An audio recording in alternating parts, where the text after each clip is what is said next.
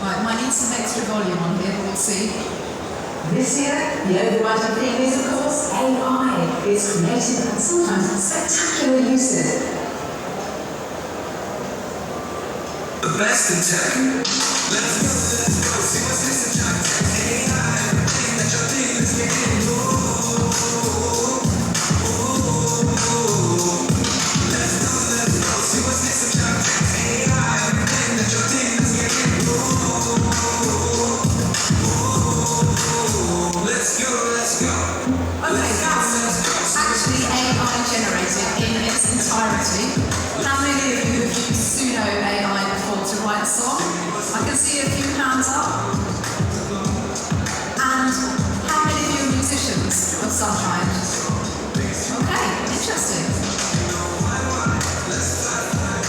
So as a musician and a trend forecaster, it's fascinating using AI technology, and I'm going to cover what's changing in Gen AI and what's happening next and what it means for you in business and creativity and beyond.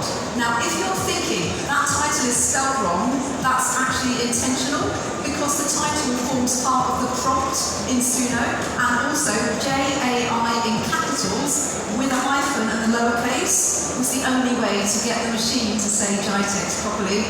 This also was my 53rd generation. I sat overnight and spent quite a lot of time trying to get this right, and that, I think, is the future, curation. So a little bit about me. I've been working with AI and music for around 6 or 7 years. I'm an AI artist. I've got a classical music degree and a love of technology and innovation. I work with the United Nations as part of their AI for Good Global Summit every year, and I have a one-woman show called A Musical Guide to the Future of AI, which I do with a piano, and I sing, and I get the audience to join in. I also train people on how to improve their stage presence, which is lots of fun. But I'm really well known for my TV work on BBC Click, telling stories about the interaction between technology, art and innovation. I broadcast to around 450 million households worldwide, and much of my work involves trusting machines. Here I am in the sea, half a kilometre off the UK coast. It's a little colder than here, and I'm hoping to be rescued by an AI-enabled drone. And I wasn't just randomly in the sea, I am filming for the BBC. Here I am in this is the UK's tallest upside-down thrill ride, which is also a massive Internet of Things connected device. It's over 200 feet tall, remotely monitored from the Netherlands. This is an AI-enabled mind-reading headset that taught me how to rap by monitoring my brain activity and combining machine learning and voice recognition to suggest the next possible rhyme. That's me and Abbey Road there recording as a result. And I produced music in the metaverse in low-latency studios. 4 of us are playing simultaneously in VR in LA, Amsterdam, and the other side of the world, basically, fully synchronized in a virtual environment. So the metaverse is social. The present day has drone lifeguards, remote engineers, robot rap lyricists. It means our future is going to be interesting. So to understand the future of AI, Gen AI, we need to look at the past. We're going to go back to 2020. I'm going to play you one of my earlier experiments in AI generation. This is using Google Colab and OpenAI Jukebox. This does not look like a musical instrument at all. In fact, it's a coding environment for making style transfers.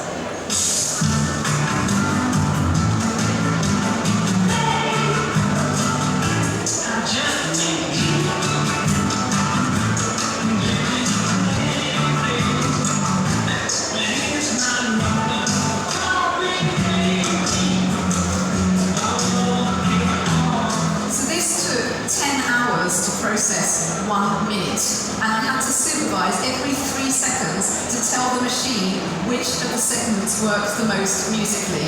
It was a labour of love, and I was able to get the Beatles to sing Call Me Maybe.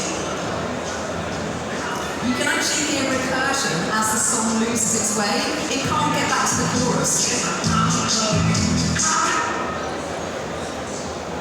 In 2021, I had access to GPT-2 and some of Google's synthesizers. I generated lyrics, and this is part of my entry into the AI Song Contest. This is human and machine composing together. That's Synthesia AI in the background.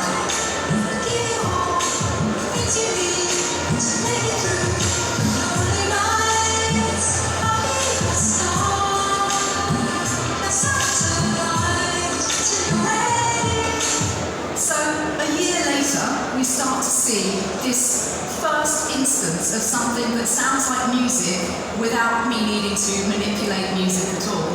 And this next thing is from Meta's Music Generator from 2022. And this is an example of a good output. This took just 20 minutes to make 1 minute of music.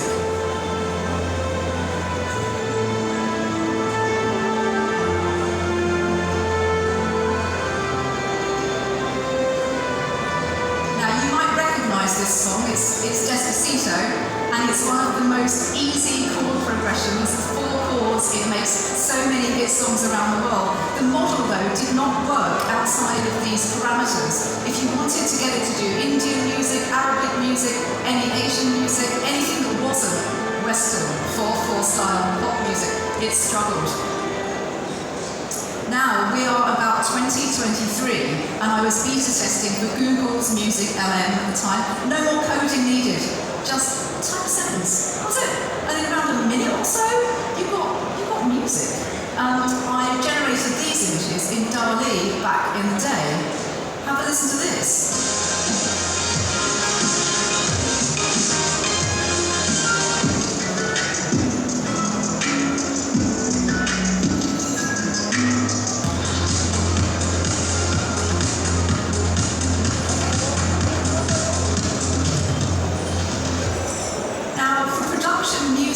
AI is really well placed. It's music for talking over or watching something. And in fact, the intro video where I showed you the roller coasters and being in the sea, all of that music was AI generated. We just don't have the ears to work out whether something's real or not yet, I think, certainly with audio. And this is where curation is involved, not just creativity. And I made, again, 50 to 100 pieces of music, tweaking the prompts until I could find something that worked. It's a very frustrating pastime, composing with AI. So now we get to the present day with the arrival of Zuno, one of the text-to-song models. And this, although isn't perfect, is putting out some amazing results. This is a power ballad. It's on my social channels, and it was played at the United Nations in front of thousands of people. I'm using video-generated AI content from Runway AI and Leonardo, professional editing software, Final Cut Pro, professional music software, Logic, and I wanted to create this heartfelt story about how machines and humans could be best friends. Oh, I also used prompt engineering to put my ideas into another AI to kind of improve the prompting for the music. So let's have a listen.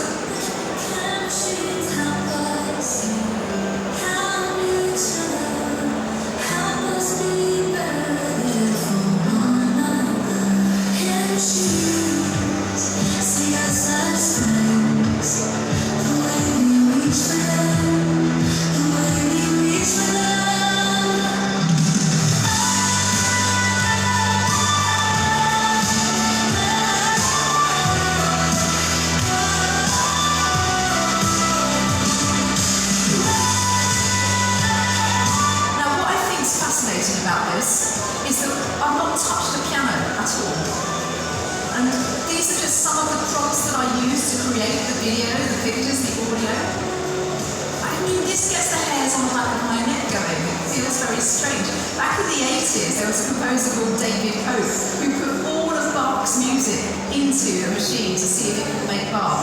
And it was rubbish until he introduced a random element, and then that made the music beautiful. And I think that there's some random element in this generation that just resonates with us. So does the concept of instant music worry me?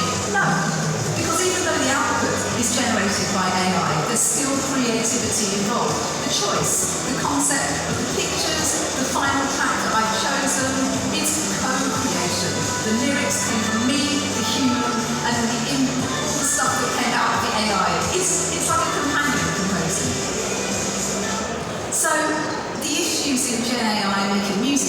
exactly the same as other Gen AI applications outside of music. So if it's ethical to copyright an output, if the corpus is trained on a diverse data set, what are the social and cultural backgrounds of the users and developers that are influencing what's going in, the idea that more people can access creativity is world-changing and something that is super relevant to businesses and organisations. I made a little list here of the things that I think are going to be big talking points if they're not already. With synthetic data, I mentioned we're not really built to understand the difference between AI and real content. We need to be trained on it. And that's the thing. Those of us involved in this area, we're going to be better at this than most of the world at this moment. But it's quite a terrifying thought to think that people aren't being trained on how to do this yet. So I hope that this will happen, because we've got the privilege and the responsibility to identify how important it is to say this is synthetic data, just because then it doesn't get fed back into the machine as original human content. Because that also, completely process-wise, reduces the quality of the output, right? What have I put here? I put atypical true data. This is the issues that we hit inside music, the same as business. We need surprising and enriching ideas from outside of conventional sources. The easiest way to do this is to make sure creators and developers and users are from a variety of social and cultural backgrounds. When these music models started, they only worked on Western pop music, rock music, R&B. To make Asian or African music with these models has been really difficult until about a month ago. And suddenly something changed in one of the models I was using. I'm sure that the training data was updated because I probably wrote 200 times into the model this particular keyword. I'm actually doing a performance in a couple of days in Delhi with a tabla player. So I want sort of Punjabi musical influence as part of the AI. And I'm really excited because it worked, finally. So this means the output's more satisfying, it's more inclusive, and as a result of this, I feel like our job almost is to show that AI can be a support to humans. It's a move towards the command of language and away from single subject mastery. It's going to affect us all. As a classically trained musician and composer, I could talk for hours about composing music in the traditional sense. But what people don't realise is the skill of composing isn't about knowing a musical instrument. It's actually knowing how to play the listener. How do you delight the audience? We're supporting people to write music or make art without those 10,000 hours. You can become a virtuoso, which I think is beautiful. It just needs our help to make it better. So how do we educate people on what happens as a result of this technology? Well, if we imagine Gen AI being applied to hiring, producing content like movies or music, it works. It's great. But is it truly creative? It's not really groundbreaking in a musical sense. It's not challenging. It's stuck with just good enough, which is okay. But someone or something is missing out because they're outside of the machine's parameters. And more interestingly for us, we're missing out on them. So, we are going to rise to the challenge of creating a machine that's built to choose the most probable next step that can also think creatively. That's a difficult one, but the answer is actually really easy, and that is keep the human included. That's how you get unexpected and beautiful results. Now, just for fun, I'm going to leave you with this. It's an incredibly catchy AI-generated song using several audio and video models. It's called Cats Saying Meow in the Rain, sounding the lyrics of my own. ChatGPT couldn't get the lyrics for this. And I wrote this because I played it for a few hundred children aged between 5 and 9 years old as part of a talk on the importance of recognising what's real and what isn't. And they heard this song once and were singing it word for word afterwards. I'm going to play it now.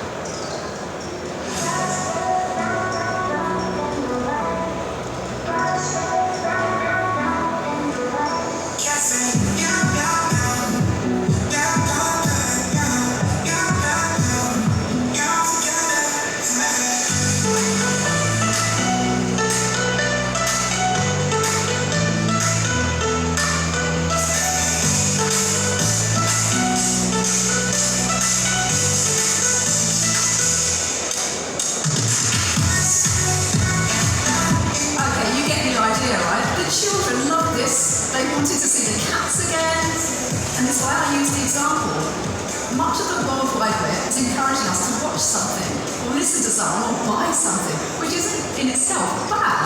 But just like the influence AI is having on elections around the world, our lines are being blurred. What is our thinking and our idea? And what are we thinking because it's been fed to us? How widely are we willing to step outside of our comfort zone? We hear about AI taking our jobs, but why should we be working so hard in 3 jobs to earn enough money to support a family? What happens if we were paid for our expertise instead of our time? If we get society right, machines can support all of us to have a better quality of life. Instead of reducing headcount or cutting costs in what I call a race to the bottom, we can use AI tools to support all of us to have a better quality of life.